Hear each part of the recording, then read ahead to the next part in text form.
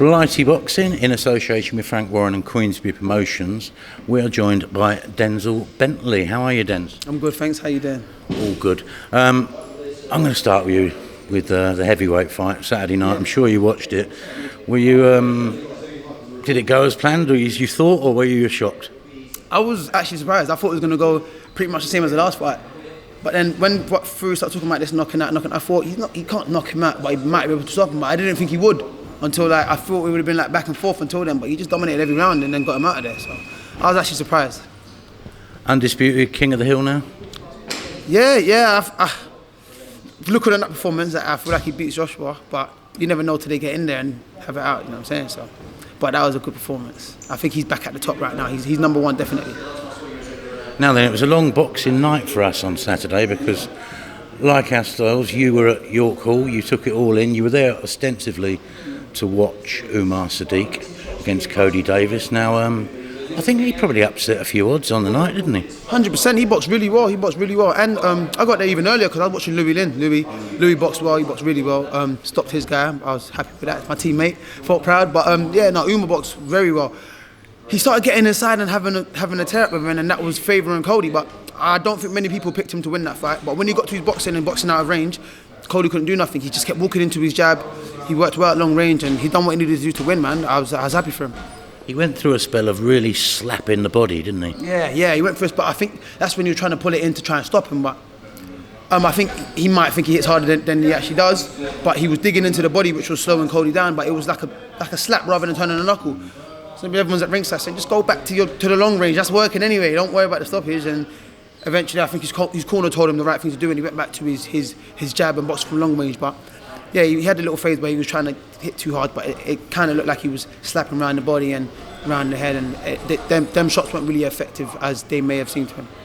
Now, you said to me on Saturday night when we were talking about Cody operating at super middleweight, you made a very valid point where you say these fighters can prove a point and go down as many weights as they like, but they've got to remember at the end of the day you've still got to fight. Yeah, exactly. Yeah, no, exactly. That's the point.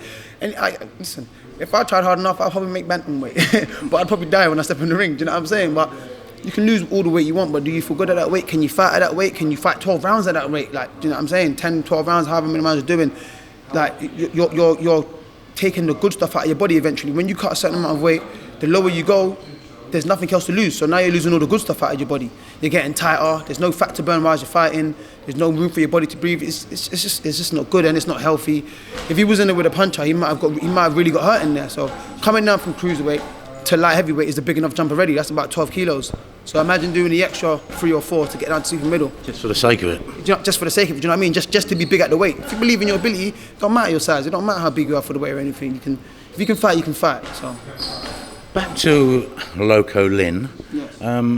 I was watching him on Saturday, and I kind of got this vision of a young Josh Warrington with the way he was going about things. I mean, he's fit as a dog, he's relentless, and he's exciting. He's very exciting, he's mad fit.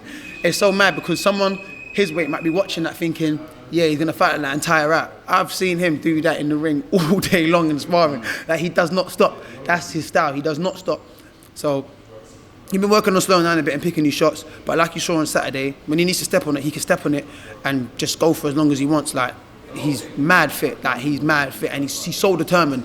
Even if he is getting a bit tired, in his mind he's like, nah, he'll pick it back up again and do what he needs to do. But like you said, like a young Josh Warrington, he's all work rate, all work ethic, and he can hit a bit. But I guess because of the way he fights, it takes a little bit of sting out his shots because they're all short punches. But his work rate, he can do that for as many rounds as he wants to. He's going places, isn't he? He's going places. He's definitely going places, yeah. Who else caught your eye on Saturday night? There were a lot of youngsters out on parade. Let me think. Who else did I see box? Ryan Ghana? Yes, I saw Ryan Ghana box. Yeah. I hadn't seen him box before that. Well, I saw him in his debut, and I hadn't seen him after that until then. And I thought he boxed really well. He's got skills. I feel like maybe he wanted a stoppage because he's trying to like hit harder, but I liked his movement and stuff. But like when his opponent would come back with shots, he'd just slip out, come back, get back on his work. He was relaxed with his work as well until he started hitting hard for the stoppage. But I like his style. I think he's good. He's been rated highly by a lot of people, so it was good to see him and see why he's rated. So I like that as well. Are you a fan of Dennis the Menace? Yes, I was going to mention him next actually, but I wanted to see who was on before him because he was on a bit late. I'm a fan of Dennis. I like the way he boxes. He's mad confident, and that's what I like about him the most. He's mad confident. He would try things in the ring, in a fight, in sparring. He's been down there sparring a few times, and he tries loads of little tricks. He has loads of little tricks he does. That I like this little thing he does. He leans to the side and comes up with a screw shot, and then tries to come back and finish you with his backhand. But he's really good. I think he's going places too.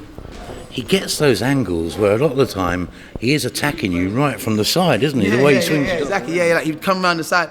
You won't really notice because he's mad. He comes low, and then inform you come in from the side, and then he just carries on from there, But I'm a fan of Dennis. I think he's a good fighter. Moving on, I understand you are on the gigantic April 11th bill. Yes, I'm on that card. What a card to be on. Yeah, it's a good show. Tickets are flying for that card. That's why it's even better. But yeah, no, if it's a sellout, that'll be good. If I get a nice slot, I'll be even happier. I'll be boxing in a packed out O2, or near enough packed out O2, because by the time I come on, it'll be packed when the main event's on. Do you know what I mean? But it'd be good to box in O2. I think that's the only venue I haven't done yet out of all the big arenas in London. So I'll be happy to take that one off the list as well. I know you want to fight anyone. You keep saying you want these big step ups. It's not down to you. Blah blah blah. What sort of opponent can we expect this time? We're looking for someone on British level. So if we can get someone on British level, we'll be happy, because that's the level I feel like I'm at. I don't think Liam Williams wants to vacate for some reason. Don't know why. But if we can get an opponent around that kind of level, we'll be happy with that. Mark Heffron had a first round stoppage the other night, but he seems to be indicating that the future hit for him is super middleweight. Would you be tempted to jump up a weight just for one fight to fight him? I was told that on Saturday. Good luck to him, by the way. If that's where he feels comfortable. But the reason why I wouldn't bother myself to do so is because we tried to make it a middleweight for how long, and we've had no response back, or no good response. So what difference would it make if I went up to middleweight to fight him? It wouldn't make a difference. It's the same thing. He won't fight unless there's a good title on the line. Right now I haven't got a title. I don't think he does at the moment either, unless he's still got the WBC thing, international. Yeah, so he ain't got a title, so we'll just be super middleweight for no reason. But I believe I beat him at super middleweight anyway, because it's not about, like I said, if you can fight, you can fight. Forget the weights, don't worry about that. Little catch weight maybe? If it's possible, I'm good for that. I'm game for anything. I got up super middle to fight him, but at the end of the day, like I said before, we tried to make that at middle and we're both here, and we couldn't do so. So there's no point chasing a one man that doesn't have anything that I need at the moment. So I'm not really bothered. So good luck with him. Hopefully he does well up there. Call someone out. Nah, I'm alright. I call out whoever has the British title. Do you hear that, Mr. Williams, Liam? You get that one? That's what I want now, but he's moving on to world level, so that's good for him. That'd be good for him to move on to world level. See what he can do up there. It's just a matter of wanting him to vacate, really, because I don't think there's a chance of me getting that fight like at this level. It doesn't benefit him. Doesn't do anything for him. Doesn't make sense for his career. It wouldn't even make sense to certain fans. It makes sense to me. I'd be happy with that. I'd take it any day. But if we're looking at what makes sense and what can be done, of course there's guys that are already mandated to fight him and they still haven't fought him. So there's no point in me trying to just say, oh, I want this, I want that, when I know it's not realistic. That's why I just want him to vacate so I can fight for it. But he's moving on to our level. Hopefully he does well there. And that's another British champion there at middleweight. So when I get to that level, that's a potential fight for me if he does win it. So the better everyone else does, the more chance of proving myself how good I am, and you know what I'm saying, and trying to match up to that kind of level. Dubois v Joyce, talk to me about it. That's a very good fight, very, very, very good fight. But I think Joyce gets knocked out. And I'm not just saying that because Dan's my teammate. If I felt like it was a tough fight, I would have said I'm sitting on the fence. But I just feel like Dan's better in every area. Maybe he's just not as... I can't say he's not as physically strong because these guys are big guys, they're heavyweights, but Joyce is that bit older, with that little bit more experience. Like he's been through a bit more, like in general in life, so that might have toughened him up as a person, as a man. But I just feel like when it comes to, you start from the jab, I think Dan's got a better jab. I think it's faster. I think he doesn't telegraph it, he just puts it out there. Whereas I think Joe Joyce is a bit stiff, he's slow, but if he lands it hurts. I think Dan hits very hard. I know Joyce hits hard, but Dan hits hard too. We've seen Joyce take a shot, but we ain't seen him take a shot from a big puncher. I feel Dan throws better body shots. I feel like he's got better movement.